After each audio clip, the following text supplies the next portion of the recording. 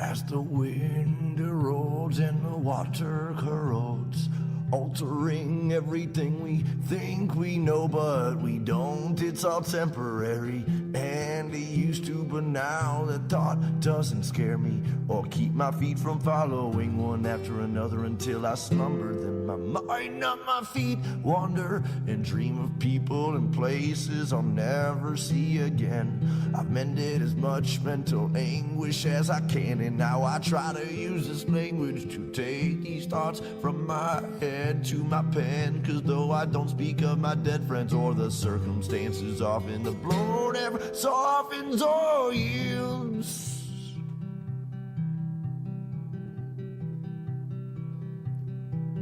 I'm in a desolate field, lonesome stargazing, night blazing, chasing traces of remembrance and reverence of relevant friends and acquaintances, and faceless and nameless names and faces. And while my mind is racing through these photo albums and quotations, all these people and places far from me, for only land and stars I see when I'm outside of the mile-high city, which is not my city, for I was born 1,000 miles northeast of there in the land of beer and lakes and pistol fire on MLK's birthday, where there is no minorities and segregation's mandatory. But that's a whole nother story altogether, and no matter the weather or hardships that any place brings, I'll still laugh when people shiver and say it's freezing, or say, hey, no, wait, I already had 18 mixed drinks, but I guess it's a Midwest thing, and I'm a mess from a dirty city and brought most of this filth I've gathered with me.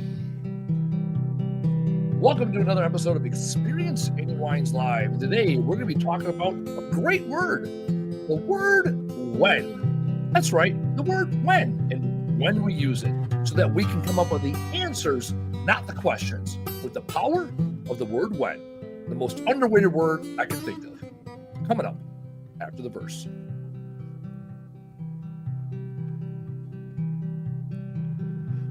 My work labors on as lovers sleep in each other's arms, remaining calm and collect. I begin my self-reflection process of redemption. Honestly, I don't know where this road leads, or if I'm even going. Could be rowing upstream, or worse, chasing my dreams to the peak, to finally be somebody doing something with what I have, rather than saying again and again that I can't and I won't anymore from this day forward. Cause Lord knows the past is set in stone, the present is yours to mold and to use for future uses. I know I'm a nuisance, I'm told, except neither young nor giant nor gnome. I don't sleep on these streets usually, though I've made thrones of my own. I don't sit well with idle hands, though don't know what to do when I'm home all alone. I'm a menace thrown from society, and as it lies to me, I'll smile silently as others do as they please. I am watching and listening, and I'm grinning all the while, 'cause sometimes all you can really do is smile. So as the work labors on, I'll keep on singing my songs, and this day is never done. We just keep on spinning around that sun. And well, through all these miles and trials, all I've learned to do is smile. Is to smile.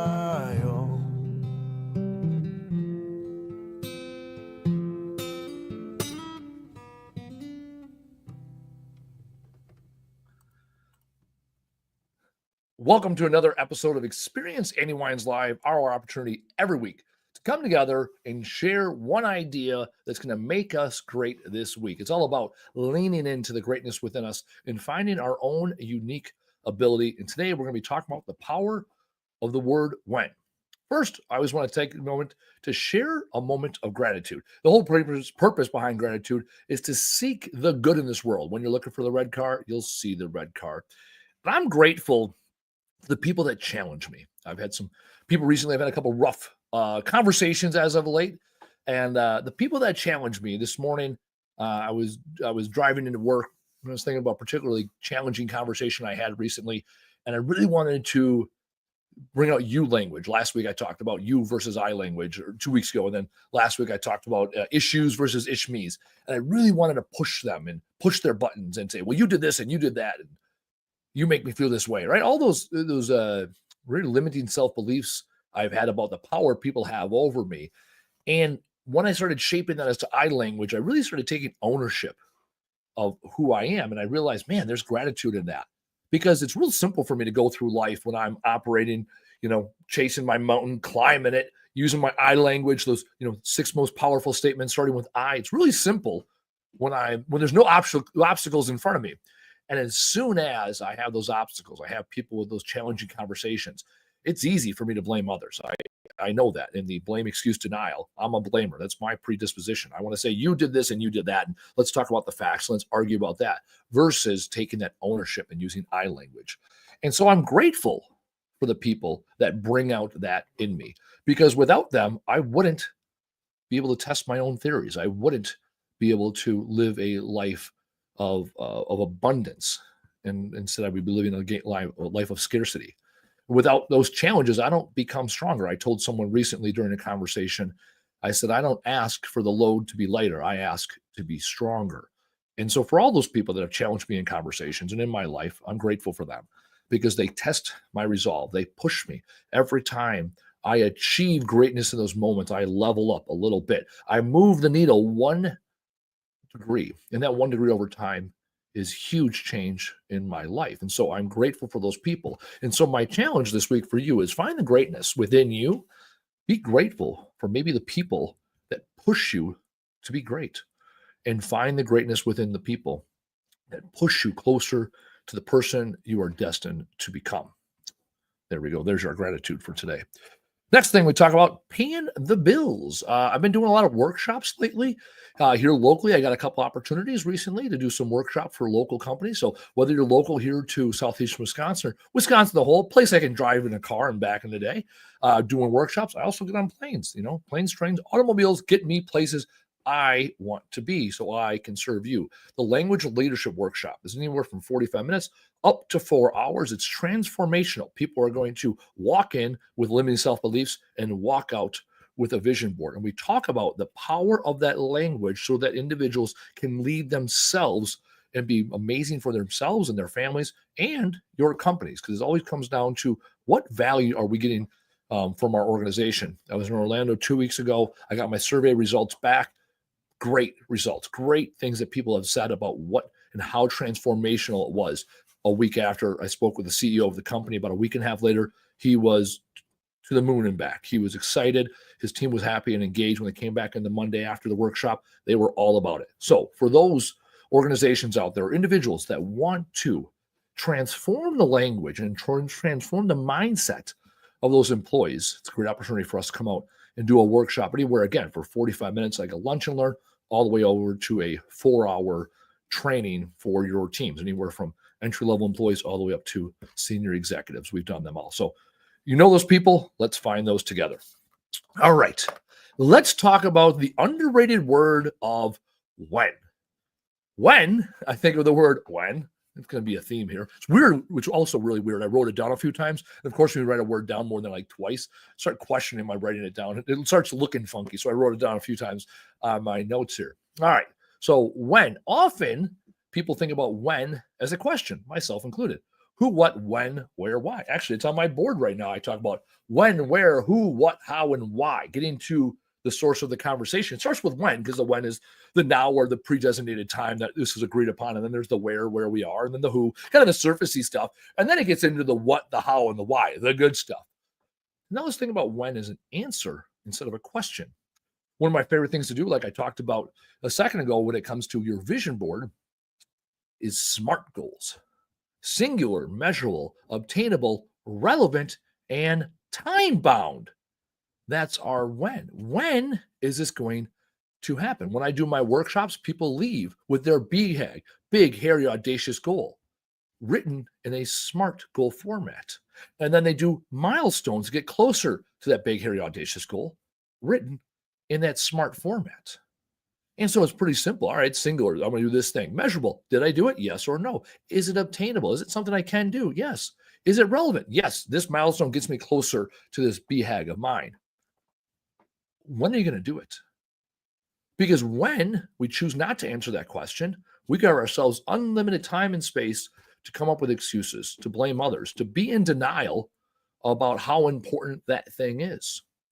Also, the word if is ambiguous versus when. One of my favorite people of all time, I was going to say business coach, mentor. Yes, favorite people.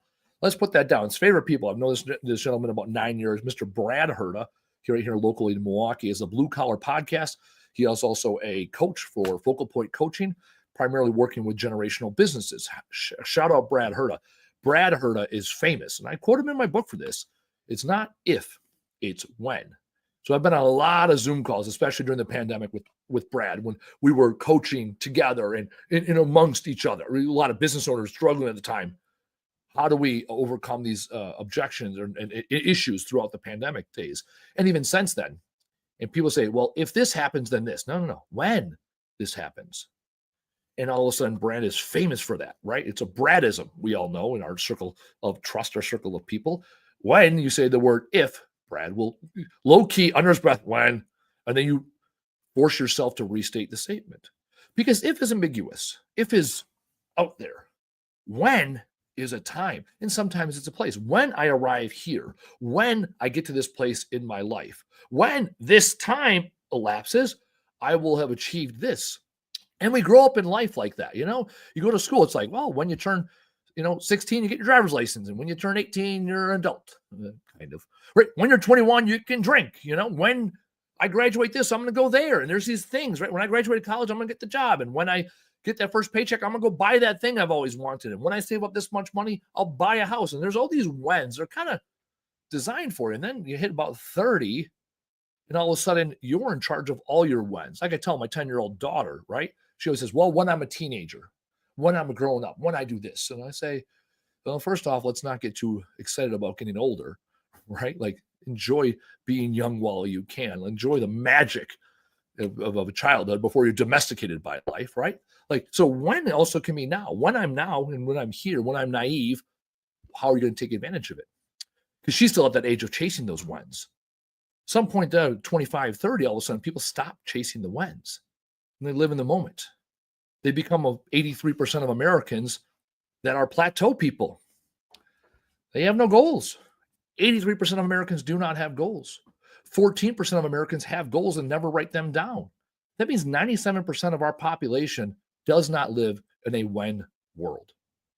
The top 3% of individuals, from a goals perspective, not success or anything else, top 3% from a goals perspective, write down their goals.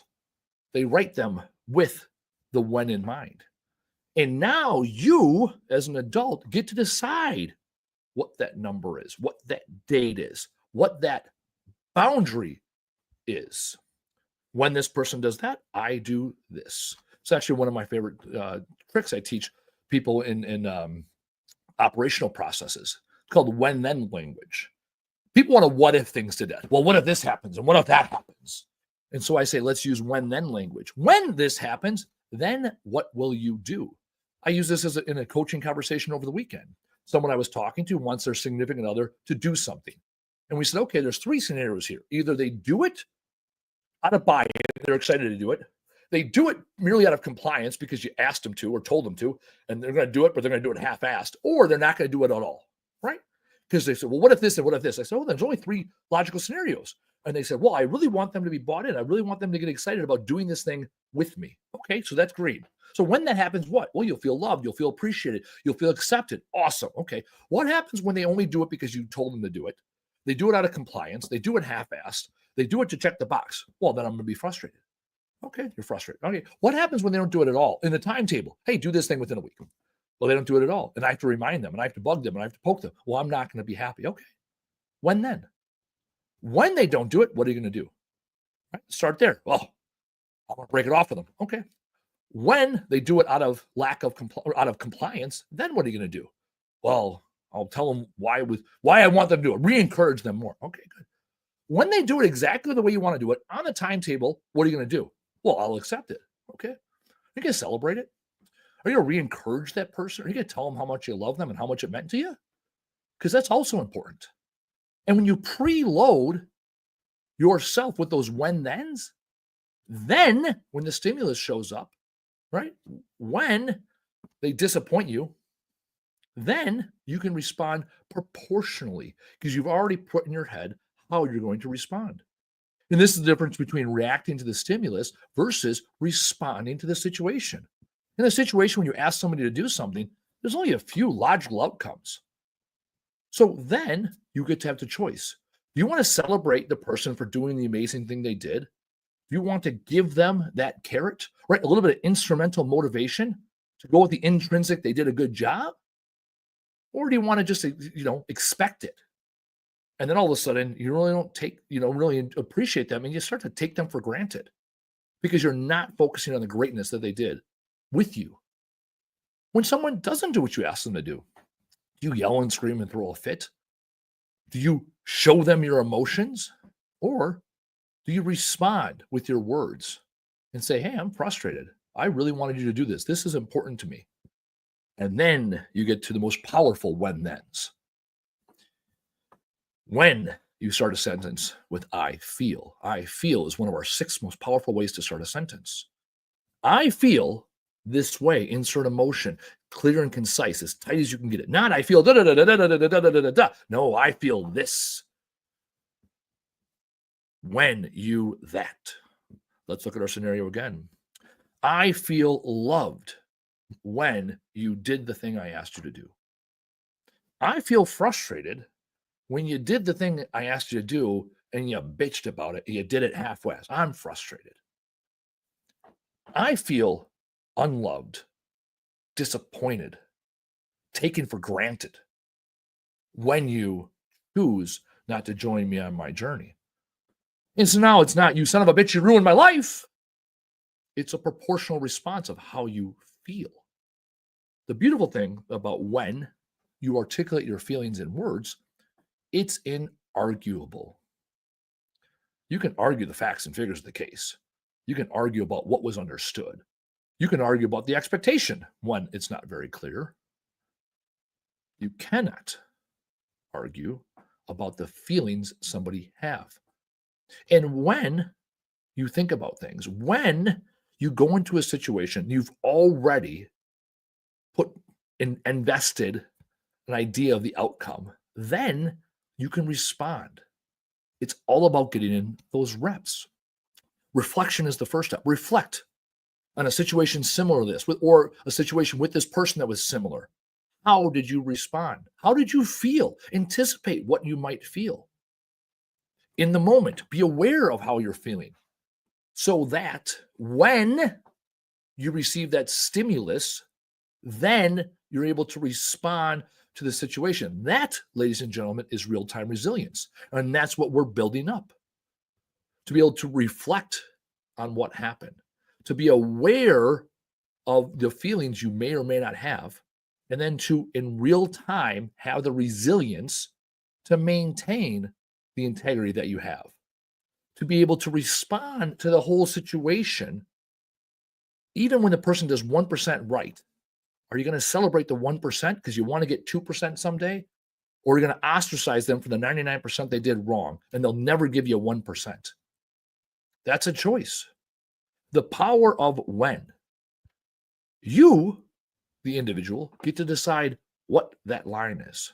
When am I going to achieve my goals? When am I going to step up to the milestone? When am I going to start building in daily habits and routines that get me closer to the mountain I am climbing? You get to decide that. Not if, never if. When I decide to do those things.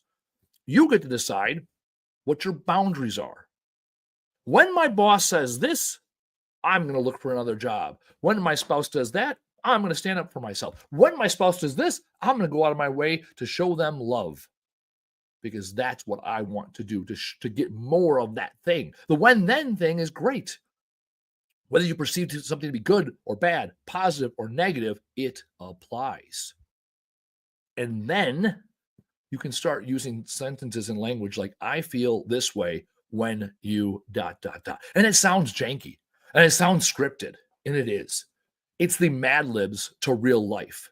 It's the prepping you to start articulating what that thought is. I feel this way when you is a preparatory for you to start digesting that in your head so you can get out the emotion and you can get out the action Change up the word when you say it in real time.